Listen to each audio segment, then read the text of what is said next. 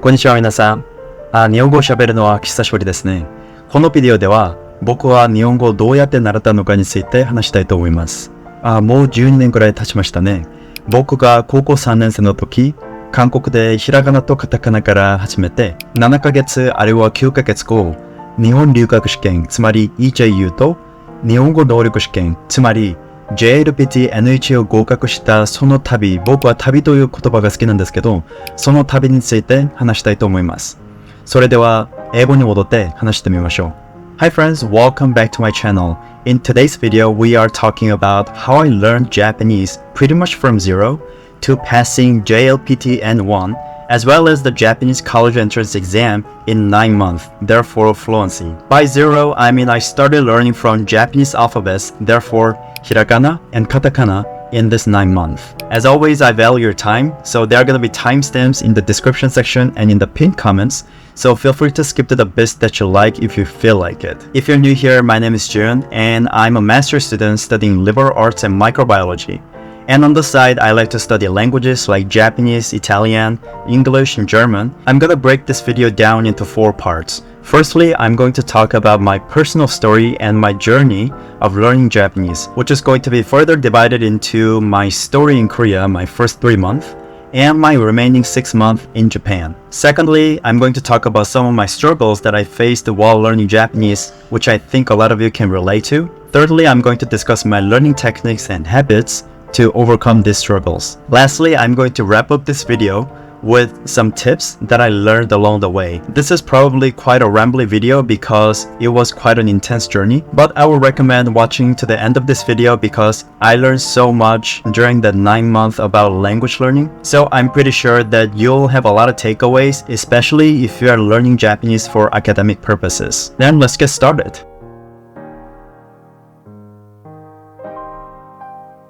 I am going to start this video with my story in Korea, which is my home country where I learned basic Japanese for the first 3 months. When I just turned 17 years old, I decided to go abroad for college and grad school. So I wanted to go to Japan for college and the US for grad school. That kind of totally changed. So for the Japanese university admission, there was quite a long way to go for the short amount of time that I had. Firstly, I needed a TOEFL score and I had to take an exam called EJU, which is an exam exclusively for foreign students who are interested in going to Japanese university. And in Japanese, it is called Nihon Ryugaku Shiken. Lastly, I needed a certificate for Japanese Language Proficiency Test, like N2 or N1. N1 is the most advanced level and N5 is the beginner level, I think. So my goal was to pass or get a decent score from all of those exams in 9 months, which was quite a challenging goal as a student with zero knowledge in Japanese and some knowledge in English. So I embarked on Japanese language learning journey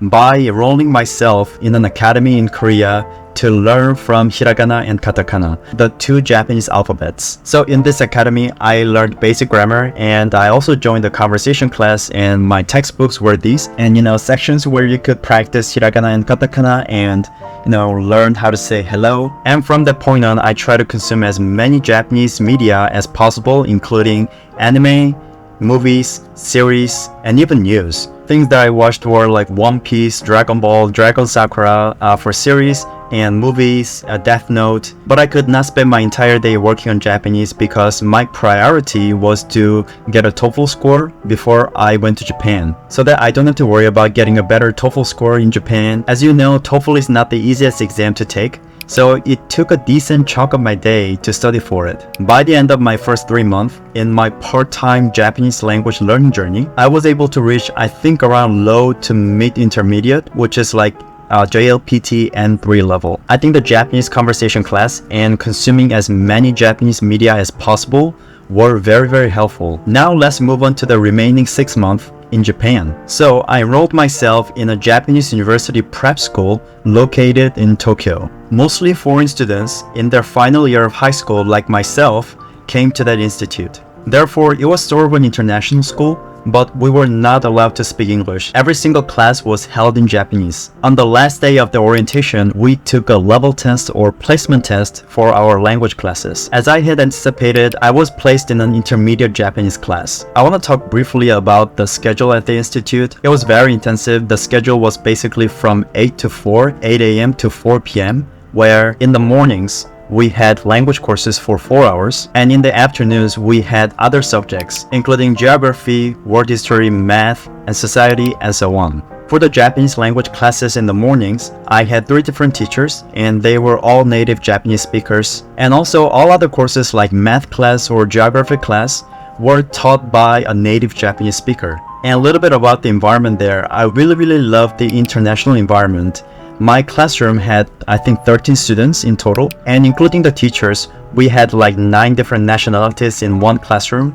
Japan, Korea, myself, Malaysia, China, Taiwan, Mongolia, Brazil, Canada, and it was a highly inspiring environment because everybody was passionate for language learning and supportive. And I was the only Korean student in my classroom, which gave me plenty of chances to speak Japanese. And I wanted to share some of my textbooks and handouts in Japan. So it says like Chukyu Nihongo, which means intermediate Japanese language, and it was mainly for like reading comprehension and learning vocabularies. As you see here, there were like writing sections, and I think this book was very good and helpful because it gave me the foundation of Japanese culture. You know, it talks about the Japanese history, and it talks about like Japanese scientists and the eating culture there. And you know, these are my handouts to learn kanji, like this, intermediate kanji, and also to learn keiyoshi, which means adjective, and also adverb, verb, stuff like that. And that was the handouts, and we also had grammar books for JLPT N2 level and N1 level. And here like so many highlights, all the like grammars to learn. Yeah, and also this kanji textbook for JLPT N1, it says Kanzen Master, which means complete master for N1 level. Yeah, in here there are endless number of kanjis you have to memorize to take the test.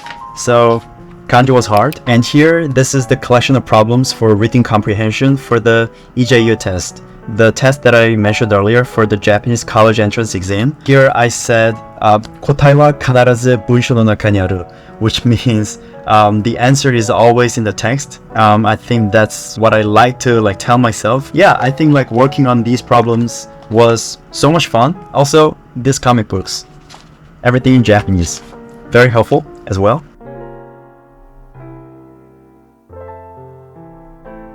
Okay, and enough with the textbooks, and let's now move on to my struggles that I faced while learning Japanese. I think I was a pretty hard worker who studied basically 24/7 because this was the time I was told to be very serious, you know, studying for college entrance exam. And since I was preparing for the college entrance exam in my second language, I thought I had to work even harder. For me, I did fairly well in speaking and listening. Again, consuming Japanese media and the conversation class and so on were very helpful. So they pretty much came to me like from the beginning. But what I was struggling with was kanji and writing. So these were the hardest parts learning Japanese, which I think a lot of you would agree with. So there were just like endless number of kanjis to memorize, and I think it was simply overwhelming. I mean, the number of kanjis. But as I got to memorize several hundred kanjis, reading was okay, because reading is about recognizing kanjis, and even if I saw a new kanji in the text, I was able to recognize them sometimes with building blocks that I knew. So sometimes I could answer the questions by just recognizing the new kanjis, but writing was different. It was a section where I actually had to produce kanji from scratch on a blank piece of paper. Compared to the other languages I learned, like English and German, I think it was harder to produce kanjis on a blank piece of paper. Once a week, there was a writing test where we had to write a short essay like 500 characters or 700 characters without looking at a dictionary. I think teachers were generous because we could get a partial credit by just producing hiragana or partial kanjis or something. But because we had to produce kanji from scratch on a blank piece of paper, I think I suffered quite a lot here. And another thing that I struggled with was speed reading. Unlike the 2 other languages that I knew back then, English and Korean, there was no space between words in Japanese. Just to describe what it feels like, let's assume that you're a beginner Japanese speaker and you know some like particles and verbs and adjectives and so on. Just by quick looking, you wouldn't probably be able to tell apart which one is like marking particle or verb, that kind of stuff. It takes just a little bit more time to process which one's which. So that is sort of how it feels like to have no space between words. Back then I was just used to recognizing chunks of words divided by spaces in between. So at the beginning, this built sort of a barrier for me to develop the ability to speed read. Yeah, honestly, it kind of affected my reading performance because speed reading was one of the integral skills to do well in the exam JLPT and college entrance exam.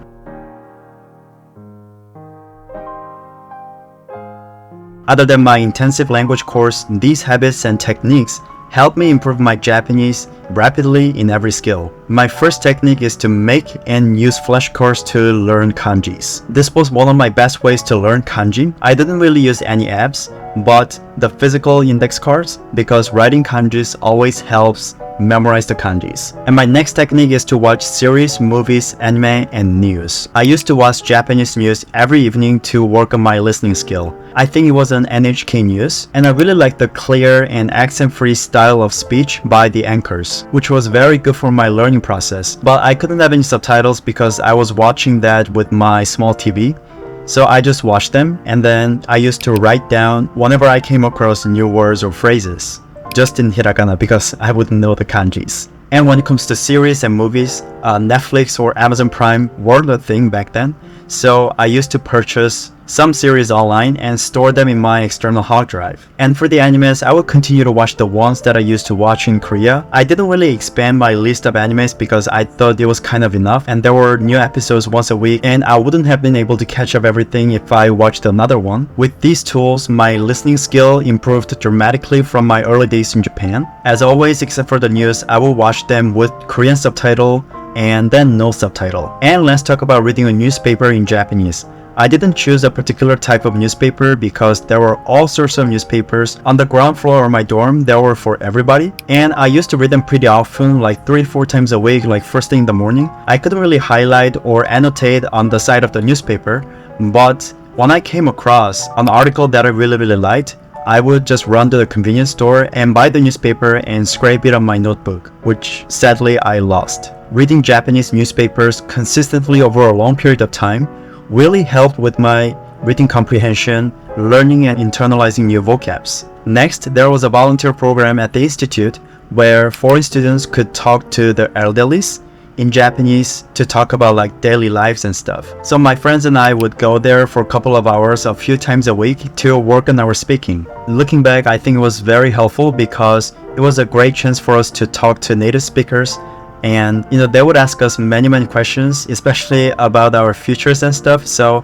it was a lot of fun. And here comes a very important part, which is to keep a journal in Japanese. I used to write a journal in Japanese to practice my writing because I thought it was important to practice retrieving the kanjis from scratch, i.e. without a dictionary. But I didn't write a journal every day, even though I really should have. To this day, I would argue that this is one single most important technique you could do to efficiently learn and internalize the kanjis. I think a lot of languages are like this, but especially in Japanese, reading and writing, they're like tremendously different because reading is just recognizing kanjis, whereas writing is producing kanji on a blank sheet of paper. There are simply too many kanjis to memorize, and there are many more building blocks. So writing a journal is a very good technique to practice retrieving the kanji from your brain without a dictionary. Next sort of habit that I had was to minimize speaking Korean, which is my native language. In that year, luckily, there were very few Koreans at that institute, which gave me plenty of chances to speak Japanese and sort of distance myself from Korean. Of course, I had to talk to my parents like once in a while. And lastly, hanging out with my international friends. I had a very good group of friends back when I was in Japan, my classmates, and we would go out to eat and speak Japanese to each other and go to arcade or whatever a few times a week. And of course, it was a good chance to practice Japanese or phrases that I came across in the series or news outside of the classroom.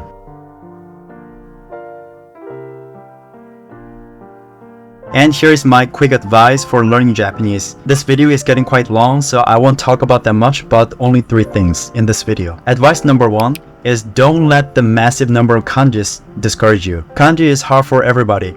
Depending on your learning goals, you might not have to memorize as many kanjis. But if you have to learn kanjis because you're studying Japanese for academic purposes or something like that, there are definitely efficient learning techniques. Firstly, there are good flashcard apps like Anki and Quizlet.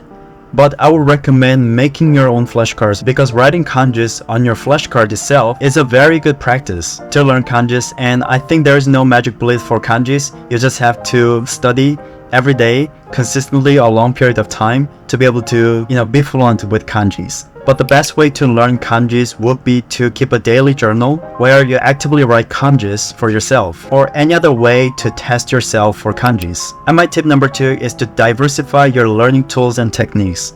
For example, don't just watch animes to learn Japanese. I mean, if your goal is to be able to understand the animes, yeah, please go ahead. I'm not saying that animes are not helpful. They were very helpful, like studying Japanese for me. But I'm just saying that it probably should not be the only tool or only medium to learn Japanese. I think animes are really great because they serve as a great and pretty much frictionless gateway to the world of Japanese culture and language, provided there's a subtitle. But I would say that how the characters speak in the anime is pretty distant from what we use for daily conversation. I think you would often come across like an arrogant character in Japanese anime, so I wouldn't really copy them. I would say diversifying your tools might be a good idea, of course including watching an anime, but also watch some, accent-free and clear speech from news anchors, and also observe how people talk in daily lives from Japanese series and movies. And by diversifying your tools, you'll be surprised by how much you could understand Japanese, including the animes, few months down the road. And my final advice is to talk to people in Japanese. This is a really good way to surround yourself with Japanese and to live Japanese. The language conversation club will be a good idea. If you know any native speakers, you could ask them to join. If you don't know any, I'm sure you could find some people who are interested in Japanese and you could still talk to them. And there are great apps like italki where you could find the native speaker to speak with.